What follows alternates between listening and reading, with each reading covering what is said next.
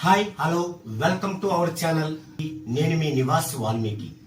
మనం కాస్మిక్ వాస్తు సిరీస్ లో భాగంగా 3 పార్టులు కంప్లీట్ చేసుకున్నాం. ఈరోజు 4వ పార్ట్లోకి వచ్చాం. గతంలో పార్ట్ 3లో మనం చర్చించుకున్న విషయం ఏంటంటే, మనకి ఈ యొక్క కాస్మిక్ వాస్తుకు సంబంధించిన మూల సిద్ధాంతాలు 9 ఉన్నాయి. ఈ 9 మూల సిద్ధాంతాల్లో ఒక సిద్ధాంతం గురించి చెప్పుకున్నాం. మొదటగా 9 ఏంటి మరోసారి చూద్దామండి. భూయస్కాంత క్షేత్ర సిద్ధాంతం 1, 2 వైబ్రేషన్ సిద్ధాంతం, 3 కాస్మిక్ శక్తి సిద్ధాంతం, 4 ఖగోళ తంత్ర సిద్ధాంతం, 5 భౌతిక శాస్త్ర సిద్ధాంతములు, 6 నక్షత్ర సిద్ధాంతం, 7 సూర్య శక్తి సిద్ధాంతం, 8 గరిమనాభి సిద్ధాంతం, 9 అనేక ఇతర శాస్త్రాలకు సంబంధించిన సిద్ధాంతాలు మరియు ఉప సిద్ధాంతాలు.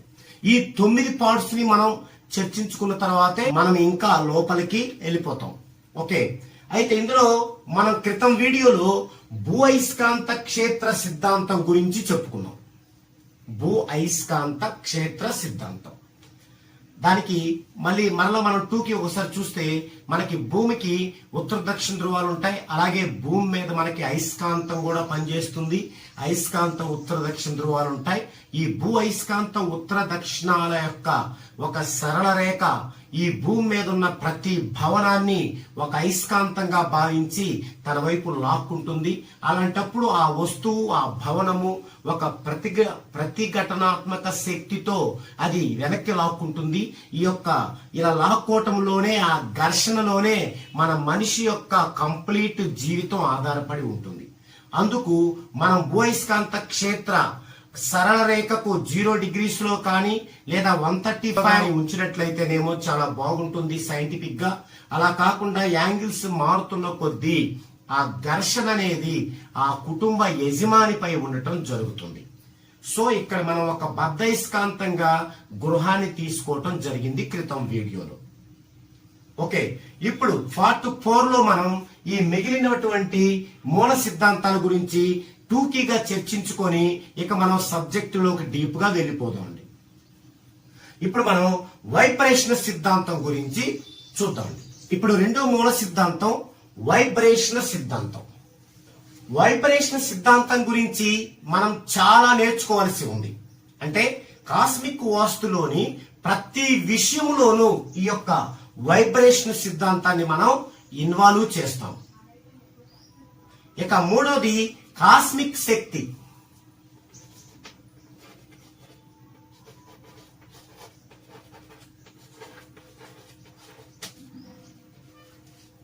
కాస్మిక్ శక్తి ప్రతి గృహములోనూ, ప్రతి ఇంటిలోనూ ఈ యొక్క కాస్మిక శక్తి అనేది ఖచ్చితంగా ఉద్భవించాలి. కాస్మిక శక్తి అనగా ఈ బ్రహ్మాండమంతా కూడా నిండియుండి ఒక నిర్ణీత ఆకారములో కానీ లేదా ఒక నిర్ణీత సమయములో గాని నిర్మింపబడిన గృహములో ఉద్భవించేటువంటి శక్తి. ఒకవేళ మనకున్నటువంటి సైట్లో విద్యుదయస్కాంత సిద్ధాంతం ప్రకారం గృహం ఆకారం గనక మనం నిర్మించుకోలేకపోతే, అలాంటప్పుడు ఒక ప్రత్యేకమైన కాస్మిక్ నక్షత్రాలలో గనక నిర్మింపజేసుకున్నట్లయితే అప్పుడు కూడా మనం ఆ యొక్క కాస్మిక్ శక్తిని పొందవచ్చు. ఇక 4 ఖగోళ తంత్రం. ఖగోళ తంత్రం అంటే గృహము యొక్క కొలతలు భూమి, సూర్యుడు, చంద్రుడు, బృహస్పతి అంటే గురువు, ఈ యొక్క గ్రహాలని ఆధారం చేసుకొని నిర్మింపబడడాన్నే ఖగోళ తంత్రం అంటారు. 5 భౌతిక శాస్త్ర సిద్ధాంతాలు. దీనికి ఒక ఎగ్జాంపుల్ చూద్దామండి. ఈ విధంగా చతురస్రాకారంగా ఉన్నటువంటి ఒక గృహాన్ని తీసుకుందామండి. దీని యొక్క పొడవ వెడల్పులు సేమ్ ఉంటాయి, 12 అడుగులు లేదా 3.66 మీటర్లు. అంటే ఇక్కడ 12 అడుగులు అంటే 3.66 మీటర్లు. మరి అప్పుడు 1 అడుగు ఎంత? 3.66/12.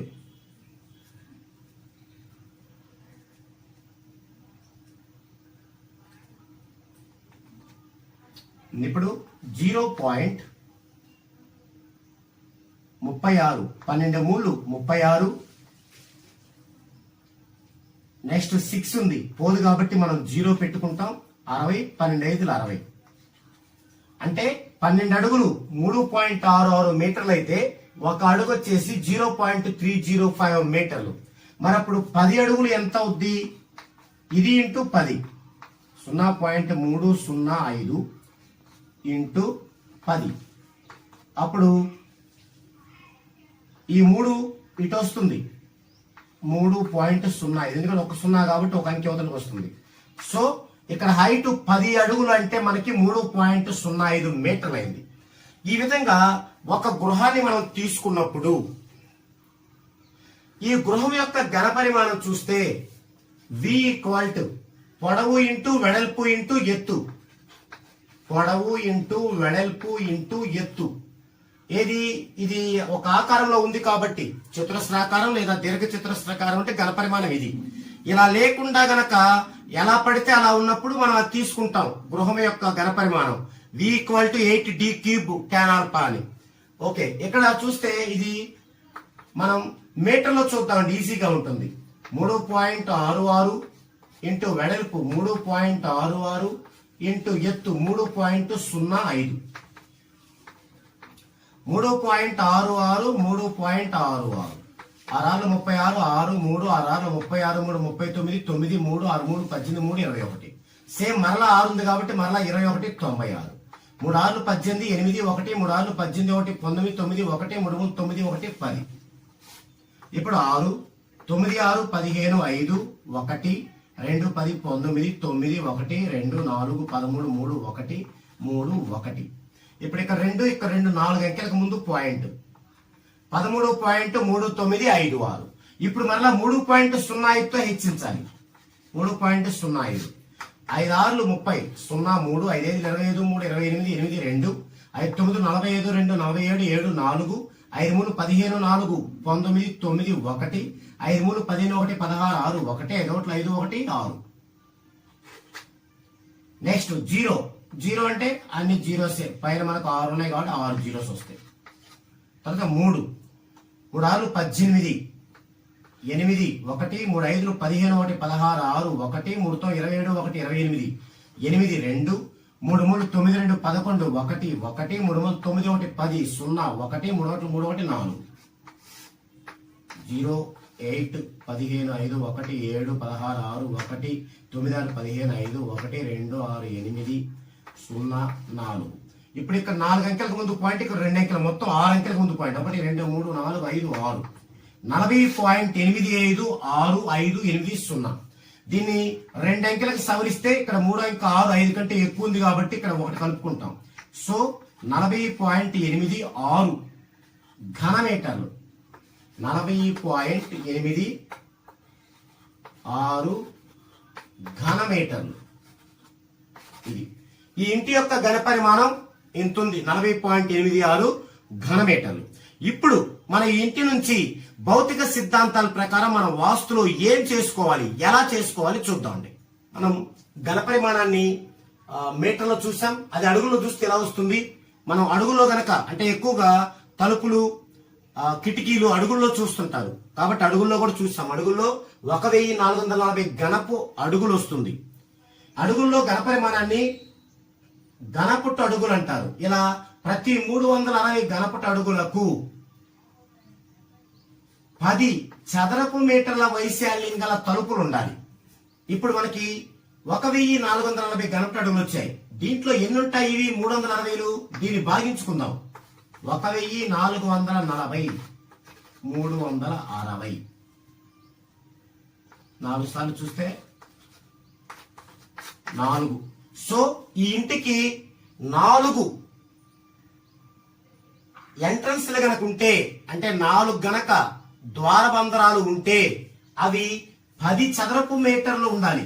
ఒక్కొక్కటి 7 మీటర్లు ఎత్తు 3 మీటర్లు వెడల్పు ఉందనుకోండి, దీని వైశాల్యం 21 చదరపు మీటర్లు. ఒక్కొక్క ద్వారబంధరం గనక మనం 7 మీటర్ల పొడవు 3 మీటర్ల వెడల్పుతో ఉంటే దీని వైశాల్యం 21 చదరపు మీటర్లు. ఇలాంటివి మనం 2 పెట్టుకోవచ్చు ఇంట్లో. 40 చదరపు మీటర్లో కావాలనుకుంటే ఒకటే పెట్టాలి.